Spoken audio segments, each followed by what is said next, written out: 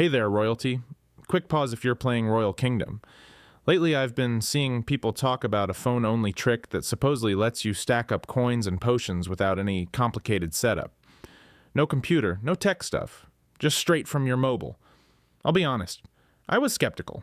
Royal Kingdom is not generous when it comes to resources, but after seeing it pop up everywhere, I decided to test it myself. Same phone, same account. I followed everything step by step. In this video, I'll show you exactly what I did. And at the end, we'll check the results together so you can see if it actually works. The first thing you'll need is your user ID.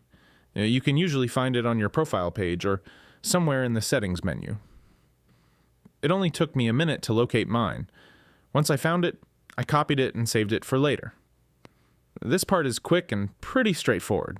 After that, I opened a browser on my phone. I'm using Chrome, but any browser should work fine. I searched for the website that people kept talking about. When it loaded, there were no pop-ups or weird redirects. The page looked clean and normal, which I honestly wasn't expecting. Once I got to the site, I searched for Royal Kingdom. Next, I picked my device. I'm on Android, but iOS was there too.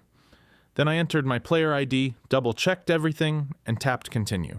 Next, it asked how many resources I wanted to add. Since this was just a test, I chose the maximum amount.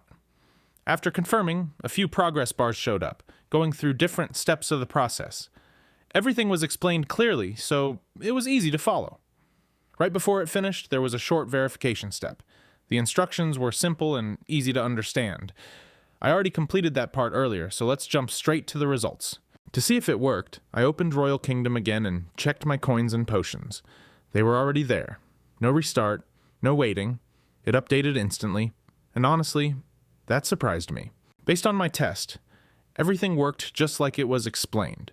The steps were easy, the site worked smoothly on mobile, and the whole process was simple as long as you followed the instructions.